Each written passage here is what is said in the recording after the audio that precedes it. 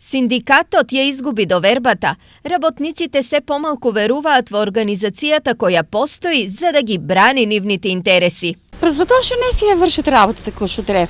Синдикатот не е како што беше до сега. Па не.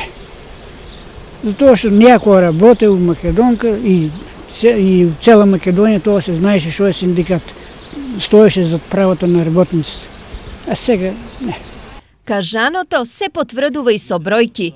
Од некогашните 23.000 синдикални членови во регионот, сега нивниот број е околу 15.000. Во проценти тоа е пат од 35 на 24.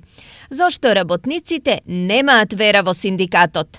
Голем број на анкети, голем број на истражувања укажува дека работниците најмногу се жалат на тоа влијание. Дали било тоа политичко од страна на политичките партии, дали било тоа од работодавачите кои што имаат една силна спрега врз синдикатите, сето тоа е нешто негативно што би ги терало и ги тера работниците да се откажуваат од синдикатот. Работничките права беа тема и на трибина на СДСМ. Што и како според нив во оваа сфера треба да се менува, тие кажаа конкретно.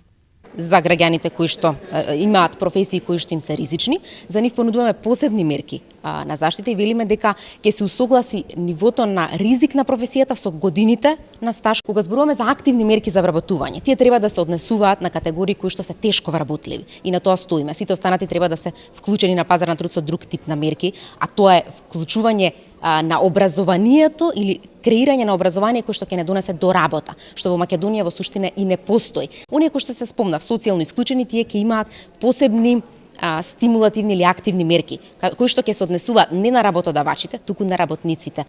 На ниво на регион има околу 65.000 вработени, од нив околу 50.000 работат во приватниот сектор и живеат со просечна плата од околу 200 до 250 евра. Податок кој сам по себе доволно кажува како живее обичниот работник на истокот.